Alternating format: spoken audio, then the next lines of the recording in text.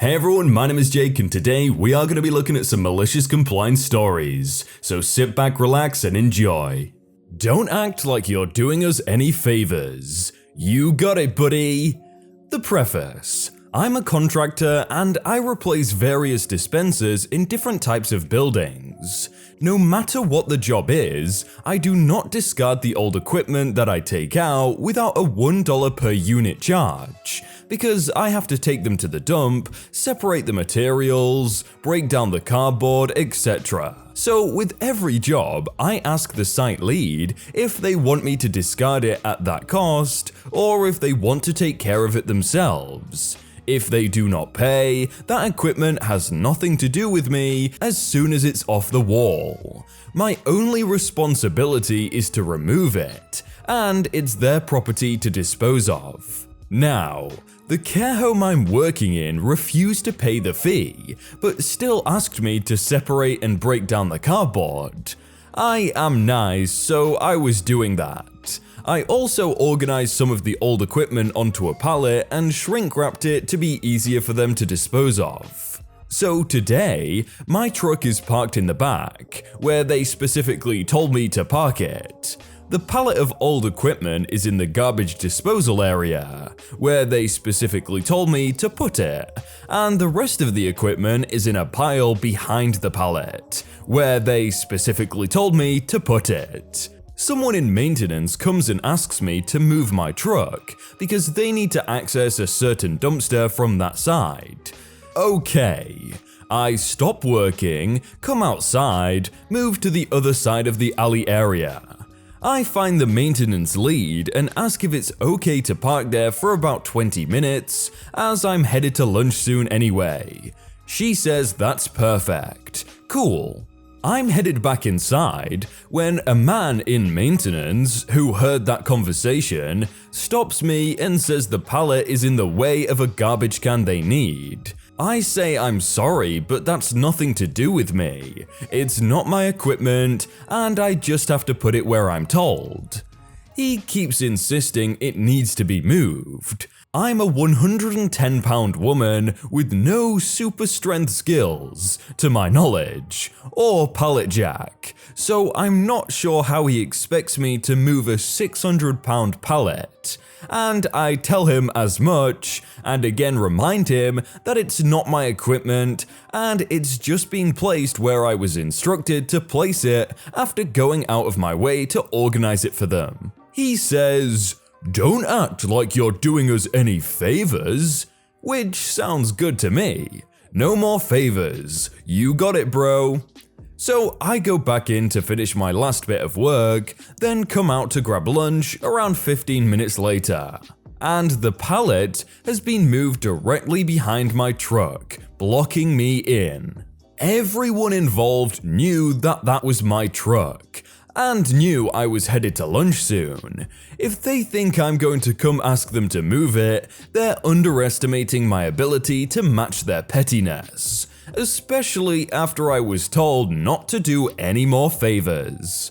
I got into my truck and backed into the pallet until it tipped over into the mountain of discarded equipment that I hadn't palletized, and went to lunch. Came back from lunch with a newfound freedom for caring whether the old equipment was the least bit organized. Before, I was neatly stacking them to the best of my ability. Now, I don't freaking care, bro. I'm tossing stuff wherever is easiest for me, cause apparently, it's just as inconvenient for them when I organize it.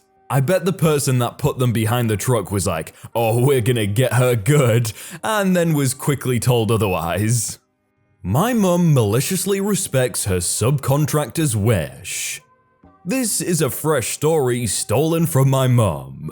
Of course, it's fresh for me because I just heard it, but for her, it has been slowly brewing for long months. For the backstory, my mum works as a construction specialist for a rather tiny construction/real estate development company.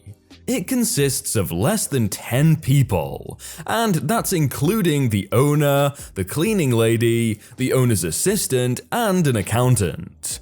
The amount of work they do construction-wise is astounding, but they don't hire any crew. They only get subcontracted until the project is finished.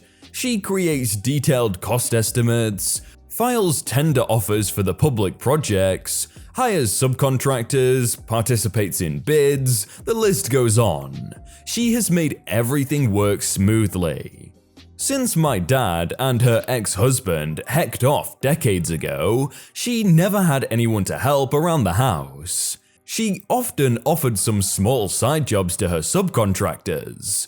Broken window, the door needs fixing, faulty plumbing, no need for any pesky bad husband. One of the hired crew guys will be happy to help after work for a fare. Regular customer rate, plus some home-cooked dinner, coffee, and work-related gossip.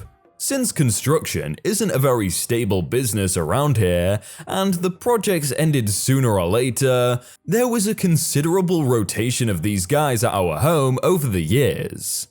The episode leading to malicious compliance started about 2 years ago. One of the regular guys who ran a small construction business, let's call him Ben, was at the time contracted with my mum's company to install doors and windows. Around that time, my mum's front door pretty much broke apart after circa 20 years of faithful service. My mother grabbed her phone, called Ben and asked him if any of his guys got a few hours for a side job. A new door frame, and installation. He agreed to help and sent 2 blokes over. They finished the job, took the payment, drank some coffee, chatted with my mum a bit, and left. Everything seemed fine at first, but a few days after the installation, my mum noticed her new front door doesn't fully close, and the lock tends to jam. She called Ben, explained what the issue was, and asked him to send someone around and that she will pay for their time. He abruptly said, "I'm busy, we've got a ton of projects, don't bother me with stupid stuff," and disconnected. Okay then, I won't, she thought. She never brought the issue up again. She fully understood how incredibly busy must this man be. So many projects, so little time. The next construction project started for her company. She remembered the poor, overworked, busy Ben, so she hired a different company for the installation of doors and windows. And for the next project, and another one, and the following one, and the one after that too. About a month ago, she got a call from a familiar number while at work. "Hello, this is company, Hannah Malicious speaking." "Oh, hello, good afternoon, Mrs. Hannah, how are you doing?" I know it sounds a bit weird, but we use a Mr. or Mrs. title and the first name when someone is familiar in a professional setting, like a co-worker but not exactly someone personally close. I kept it so that Eastern European aesthetic doesn't fully die in translation. I'm sorry, who am I speaking to? "It's Ben, Mrs. Hannah, how are you doing?" "Oh, good afternoon, Mr. Ben. I'm fine, thank you for asking. How are you?" "Well, not that good. I just noticed that we haven't got any construction contract offers from you. Is everything okay?" "Everything's fine. We've just handed in 2 construction sites, and we have a new one fully prepared for this spring. Why do you ask?" "We submitted offers for our services for the past few months, but we've never heard anything back." "Right. Do you remember our last conversation, sir?" Not really, no." "You guys messed up my door installation. I asked you for some help, Mr. Ben. I was willing to pay you extra despite the fact that I shouldn't even pay you for fixing your staff's mistake. But I respected our long cooperation. Do you remember what you said, sir?" "Sir, you said you're busy and don't have time for stupid stuff. Now, I really do respect people's time, and I certainly don't want to bother them with stupid stuff, especially when they're busy." Oh no, I'm sorry Mrs. Hannah, this must be a misunderstanding. I'll send you someone to fix your door right away. It's been fixed by someone else 2 years ago. Goodbye, Mr. Ben. I just spoke with my mum over Skype. I noticed that there is a huge, fancy flower bouquet behind her. Oh, flowers? Are they from a guy? Please tell me you're finally dating someone. She smiled a bit nastily. This thing, they're from Mr. Ben. And then she told me this whole story, which unbeknownst to me, had been slowly cooking over the last 2 years. Mum, does it mean you're going to hire his company again? Nah, he's busy. I don't want to bother him with stupid stuff. Did he really, after 2 years, offer to fix the door? Like she hadn't had it fixed straight away. Oh no, I've been using a broken door for the past 2 years, thanks. Allergies are not important to the Home Depot. This happened about 5 years ago, and I haven't been to the Home Depot in question in a long time. Names have been changed for privacy. In high school, I was working at the local Home Depot as a head cashier. I kept track of all the active registers and made sure things ran smoothly. I held this position for quite some time, 1 or 2 years, and enjoyed it pretty well. Customers were nice and my co-workers were mostly craftsmen and gardeners, all with interesting stories to share. Before we go further, let me explain something. I am allergic to nearly every form of pollen. I mean every form. I take allergy medication, but even then, if I am in close proximity to flowers for too long, like more than 30 minutes, I will begin to break out in hives and throw up most of the time. So after about 3 months working in the winter, the spring season was upon us, the worst season for my allergies. One day, about 3 of our garden section cashiers called off sick. They are pretty reliable people, so I had no problem finding people to cover for them. As I come to my manager to inform them of the position changes, my manager looks at me and says, "You can handle the garden section on your own, can't you?" I inform my manager that I could cover it for at the most 15 minutes before my allergies flare up and I'll have to leave. He states, "We don't have any documents on file that state you are not fit to work in the garden section, so unless you come up with a doctor's note stating your allergies, I couldn't care." I don't know who crapped in his Cheerios that morning, but I complied, saying, "I want to be sure of what you're asking. You want me to work in a section which is hazardous to my health instead of placing equally capable employees in that section." "Did I stutter?" he said. "Okay, sure," I said.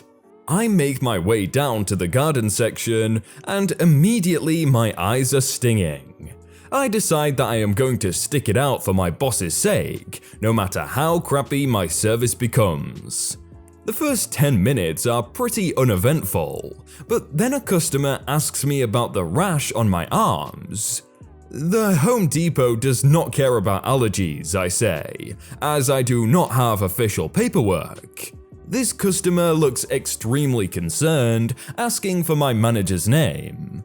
At this point, I was feeling nauseous and it hit me. I throw up in the trash can at the register, turn back to smile as well as I could, and say, "I work under Bob Blank." The customer reassures me that I will be okay and tells me I should head home. Turns out this guy, Nick Blank, was a higher up at the Home Depot's regional management and was my boss's boss. So naturally, I comply with the chain of command and head to the locker room to pack up.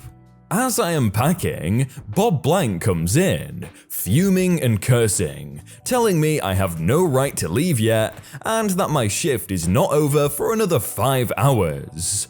I simply say, "Nick Blank told me to go home." Bob's face gets redder as he threatens to fire me, saying I was lying and tells me to go back out. I comply, knowing that I will see Nick on my way out. I pass Nick, still in the orange apron, and he asks me where I'm going.